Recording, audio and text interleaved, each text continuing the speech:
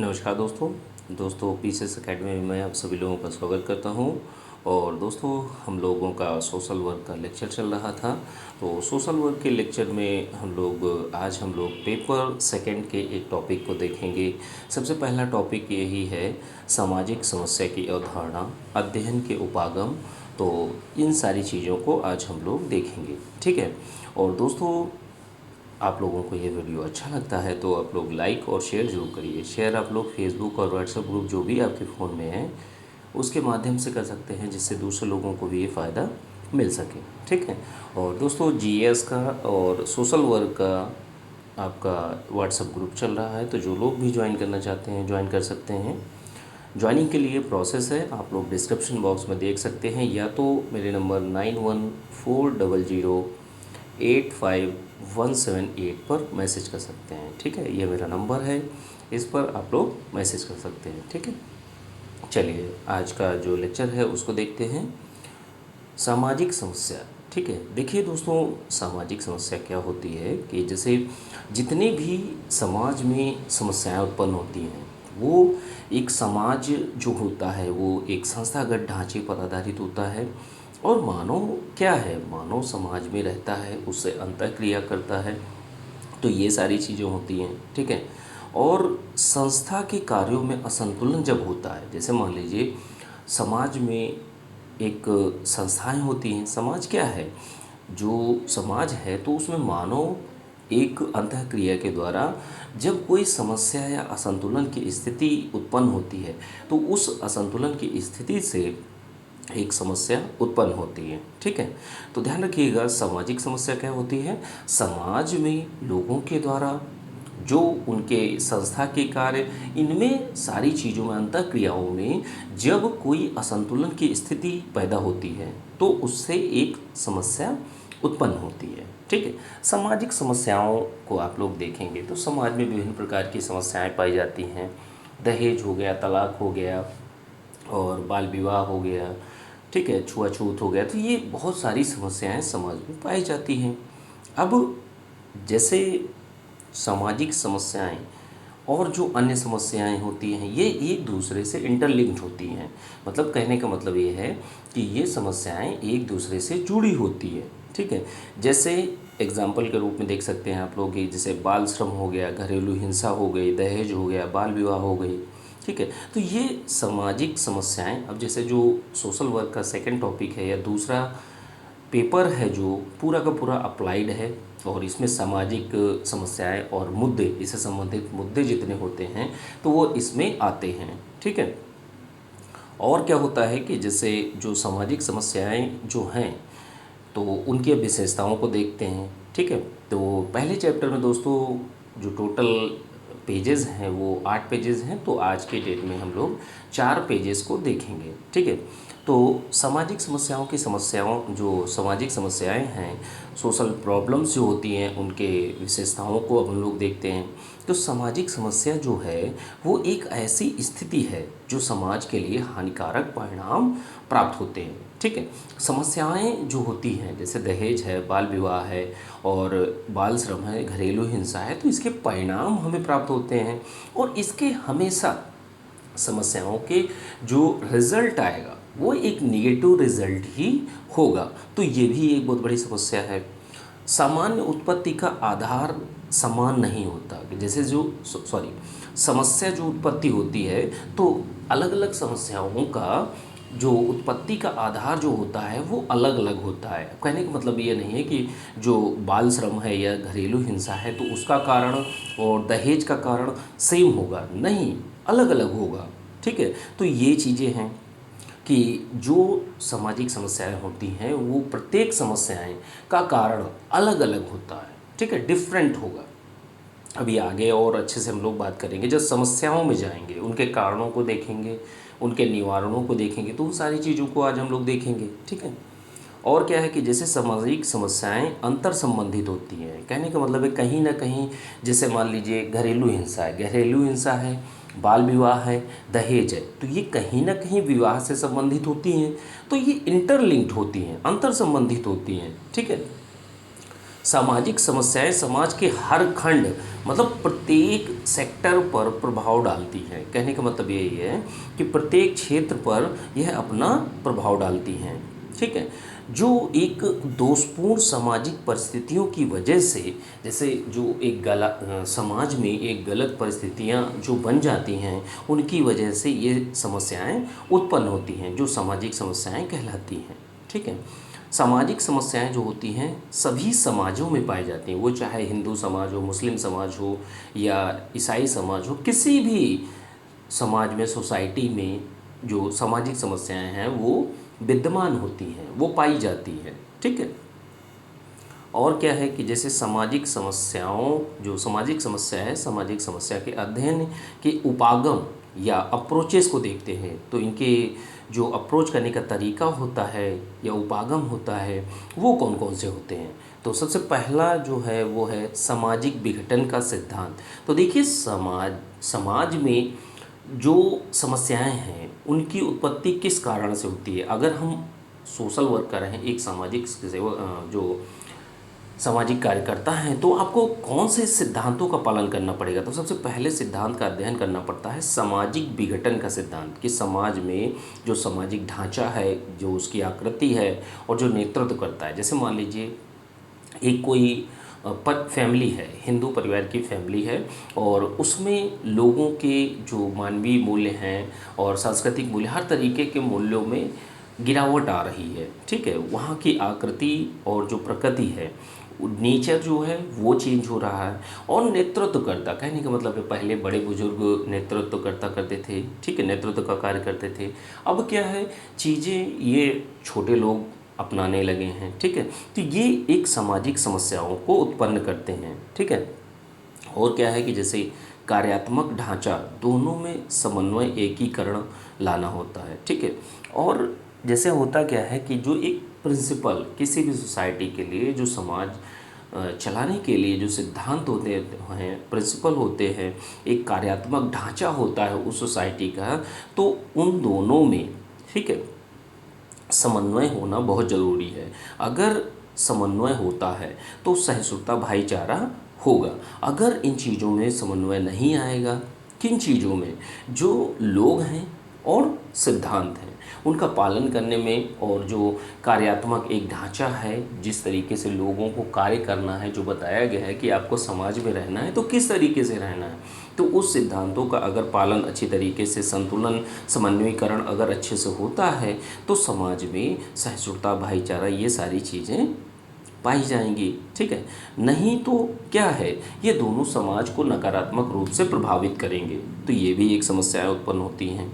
ठीक है, और क्या होता है कि जैसे मानक, मूल्य, एकता, अनुशासन, ये जैसी प्रक्रियाएं भी प्रभावित होती हैं समाज में। देखिए, अगर समाज की चीज़ें चेंज होती हैं, समाज में लोग रहते हैं, लोगों की जो एक मानक होते हैं, नॉर्म्स होते हैं, मूल्य होते, वैल्यूज़ होती हैं, एकता है, अनुशासन है, ये प्रक्रियाएं अगर प्रभावित होती हैं तो समाज का विघटन होता है, सामाजिक समस्याओं की उत्पन्न होती हैं। ठीक है, कि जैसे जब एक पति है, पत्नी है, तो उन दोनों के बीच का रिलेशन अगर सही नहीं हुआ तो उस समस्या का एक नई समस्या जन्म लेती है, तलाक।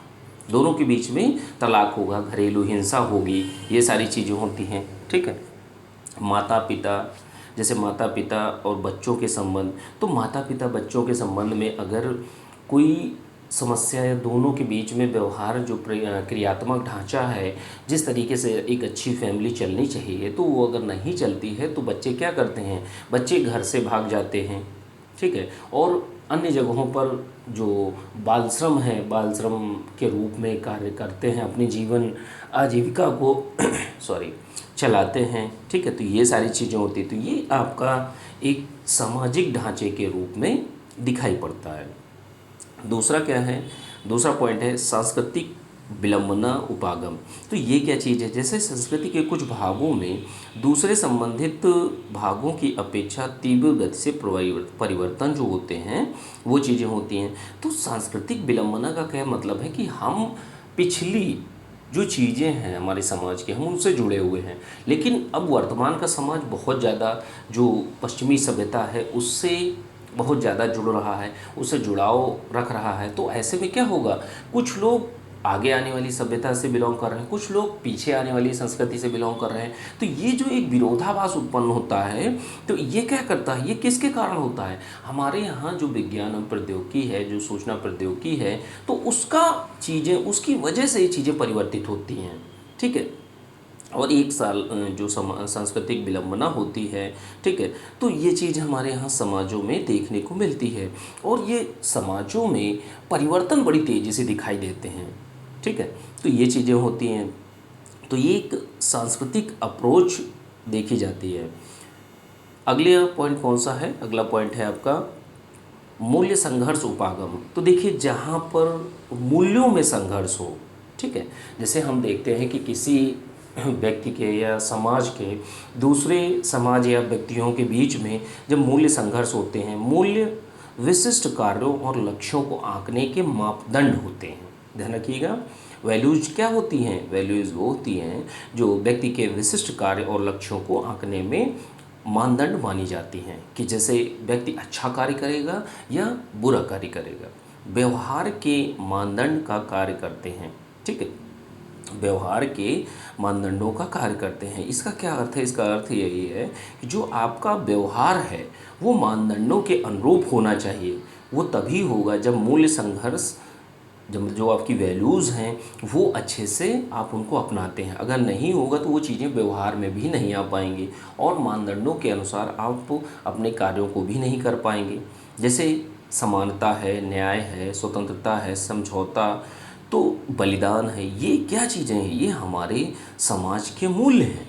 ठीक है, जैसे श्रमिक और मालिकों के मूल्यों में संघर्ष, तो अगर एक श्रमिक और मालिक के बीच में कोई मूल्यों में संघर्ष आता है, मूल्यों का संघर्ष का मतलब यह है कि मालिक चाहते हैं कि हम कार्य ऐसे करेंगे, और जो श्रमिक हैं वो अलग तरीके से कार्य करना चाहते हैं, तो अगर उनको मन माफिक पैसे नहीं मिलेंगे, ठीक है, तो वो अपने कार्यों को सही से नहीं कर पाएंगे। और वो चाहते हैं कि नैतिक पूर्ण रूप से अच्छे प्रोडक्ट को, अच्छे जो वस्तुएं हैं उनका उत्पादन किया जाए। मालिक का चाहते हैं कि गलत चीज़ों का पैसा कमाने के लिए अच्छे से उनका मुनाफा हो सके, इसलिए वह चाहते हैं। तो अब दो, एक श्रमिक और मालिक, दोनों के बीच में मूल्यों का संघर्ष दिखाई पड़ रहा है। तो ये क्या करता है, कंपनी में या जो कार्यालय है उसमें अशांति को दर्शाता है। ठीक है, अशांति होती है, और हड़ताल के रूप में, इसकी परिणत समस्या के रूप में हड़ताल हमें देखने को मिलती है। ठीक है, और क्या है कि जैसे ज़मीन मालिक और किसानों के मध्य संघर्ष, ये भी एग्जाम्पल को देख सकते हैं आप। ठीक है, तलाक की समस्या जो होती है मूल्य संघर्ष का परिणाम ही होता है। भाई सीधी सी बात है, एक पति और पत्नी के मूल्य अलग अलग जब चलने लगे तो वहाँ पर क्या होगा, तलाक ही हमको देखने को मिलती है। ठीक है, और क्या है कि जैसे चौथा पॉइंट है आपका वैयक्तिक विचलन का उपागम। तो वैयक्तिक विचलन अप्रोच कौन सी होती है, तो इस अप्रोच में क्या होता है कि व्यक्ति का परिवर्तन होता है वैयक्तिक रूप से, मतलब एक व्यक्ति, पर्टिकुलर व्यक्ति जो होता है उसको, उसमें विचलन हमें दिखाई पड़ता है। विचलन कैसा, कि जैसे अभी तक वह अच्छे मूल्यों को लेकर चलता था, अब क्या वह धोखाधड़ी करने लगा, चोरी करने लगा, तो यह उसका विचलन है। ठीक है, स्वार्थ के लिए किसी को धोखा देने लगा, किसी की घर में चोरी करने लगा, तो ये क्या हुआ, यह उसके व्यक्तित्व में, पर्टिकुलर व्यक्ति के जब मूल्यों में परिवर्तन से जो उस व्यक्ति में परिवर्तन आता है उसको हम वैयक्तिक विचलन उपागम कहते हैं। विचलित व्यक्तियों की प्रेरणा और व्यवहार का हम जो सोशल वर्कर होते हैं तो वो क्या करते हैं, वो अध्ययन करते हैं, विचलन कैसे बढ़ा, किस प्रकार बढ़ा, और बार बार किस तरीके से ये विचलन उनको प्रभावित कर रहा है। तो इन सारी चीज़ों का अध्ययन किए करते हैं। कि जैसे लोग जो होते हैं, लोग क्या करते हैं, लोग करते हैं कि आयकर भरते समय जानबूझकर आय को छुपाते हैं। ठीक है, तो ये एक उनके मूल्यों में परिवर्तन होता है, तभी तो वो ऐसा करते हैं कि हमें पैसा सरकार को टैक्स के रूप में ना देना पड़े, हमारा पैसा बचा रहे, तो इसलिए इस तरीके से चीज़ों को करते हैं। तो ये आपका वैयक्तिक विचलन उपागम कहलाता है। ठीक है, और क्या है कि मानक शून्यता एनोमी या उपागम। तो ये क्या होता है, जैसे मर्टन ने प्रस्तुत किया है कि समाज या समूह के मानदंड एवं मूल्यों का तुलनात्मक रूप से लोप हो जाना।